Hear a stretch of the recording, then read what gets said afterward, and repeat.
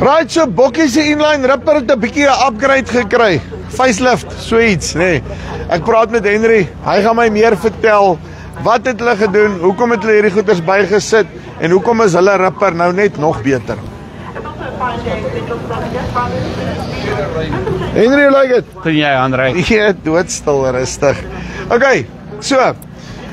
Ek dink hierso aan jou kant staan hom nou die masjien wat letterlik inline ripping in Suid-Afrika na nuwe hoogtes toe gevat het en hoe sê hulle die bedryf ordentlik losgemaak het. Ja, dit het ek dink dit het 'n bietjie van 'n revolusie in wat ons beskou as hoe gerip kan word of ten minste die uitleg van 'n masjien as 'n geheel. Jy weet die minder versteuring, die dieper bietjie breek, die egalige blad wat opgebreek word. Ja, so ons het 'n paar goed verander dink ek, ja. Nou, en dan lyk my daar by julle, het julle die kyk, maar nou ons weet ons het nou jou boetie wat daar aan die agterkant sit. Ja. Ek wil amper sê sluit hom aan die basement toe. Hy moet nie planne sit ry dink nie. Iets soos dit, ja. Die skankworks. Ja. Nee. Maar julle sit nie stil as 'n maatskappy nie, nee. So sê vir my julle bly permanent tinker en upgrades en goeders bietjie beter maak as julle terugvoer kry van die boere. So waar het julle nou nog bietjie gewerk aan die nuwe masjiene? Ag André, 'n paar uitdagings wat jy het, wat jy oor tyd nou leer. Omdat ons fokus baie op produksie en ons fokus op produksie om die masjiene bekostigbaar vir kliënte te hou. Dan jy kan nie net sommer veranderinge maak nie. Eerstens ons werk met hoë volumes van die masjiene en ons wil kom ons met 'n generasie veranderinge maak. So baie van hierdie veranderinge wat ons gedoen het ons die laaste 2-3 jaar mee gespeel en dan kan jy dit eenmalig, jy weet, op wat jy nou genoem het 'n facelift of 'n generasie veranderinge teweegbring. So hier op hierdie masjien, een ding wat ons wou gedoen het, die tande moet bietjie makliker skuif van rywytes. Ja. Waar ons in die verlede ons tensiemeganisme moes afhaal om jy weet tande te kan losbou. Nou is die tensiemeganisme in die agterkant, so die tandbout makliker los, kan makliker op die raam skuif as dalk die rywytes wou geskei word. Ons het vooraf bietjie meer beplan om op 'n raam meer rywytes te kan akkommodeer. Jy weet, party ouens wil sekere opsigte 'n 5-voet rip op die ry en dan wil hy teruggaan 91 toe. So ons het 'n paar rame wat jy weet wat ons vooraf dat dit makliker kan skuif as daai met jou. Ja, daai rywytes net 'n masjien wat 'n bietjie meer versatile is. Versatile is en makliker om te onderhou, makliker om mee te werk. En sê gou vir my nee, want hierdie ouetjie hier ek het my beerings by mekaar kry. Het die ander drukwiele gehad op die kante. Dit was 'n goedkoper stel wat ons gedoen het. Daar was 'n behoefte vir 'n baie duursamer stel wat kan voor of agter die masjien vasbou. So hierdie stelle kan aan die voorkant van die masjien of tussen die tande agter kan hulle vasbou, ja.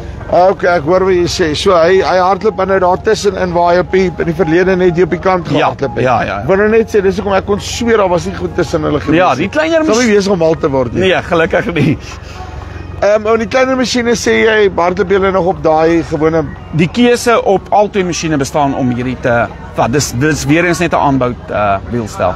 En dan een ding wat my nou net bietjie opval hierson, hè. Hierdie kouters wat julle nou hier op het sulke riffeltjies op. Waar, hoekom is dit? André, kyk eerstens ons glo 'n kouter moet 'n ronde kouter wees. Ja.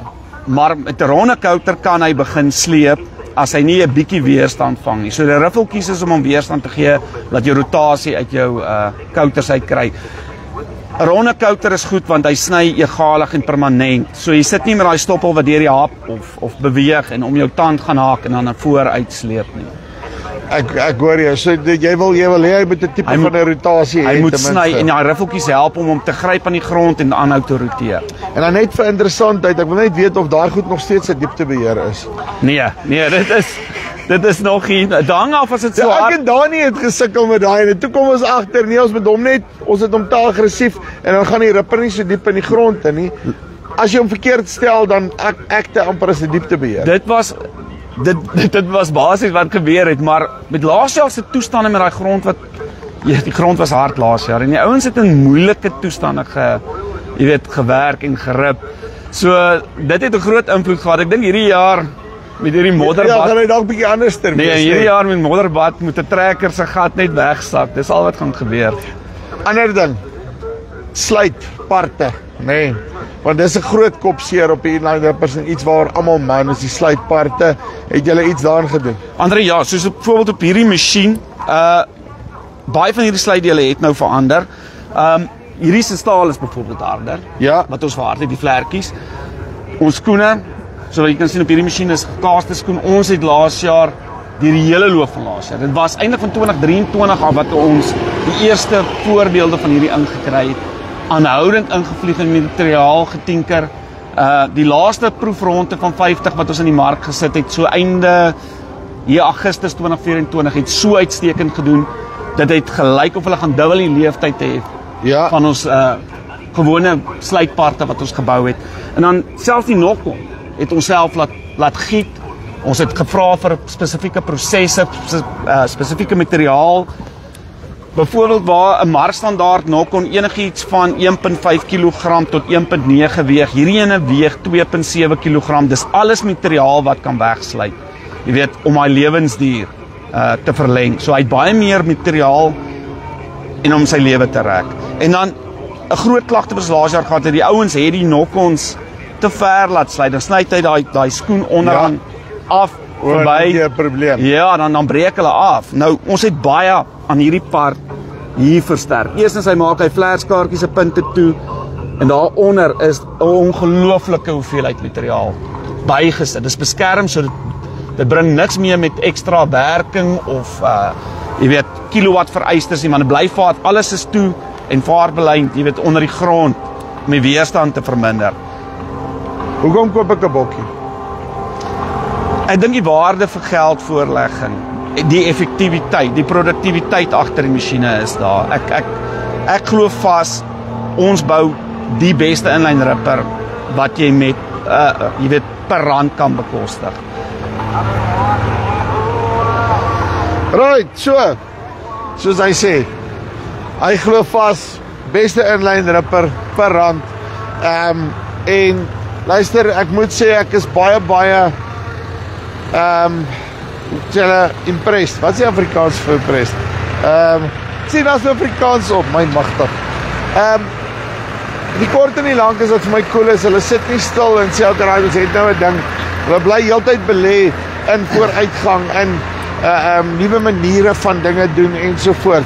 En dis die tipe van goeders wat op die einde van die dag terugkom na my as boer toe, wat maak dit ek beter kan boer. Right, so, as jy in die mark is vir 'n inline ripper, netjie bo of onder, praat met hulle, daar is definitief vir jou 'n opsie. Dis nie van Valspys af, tot volgende keer. Groete.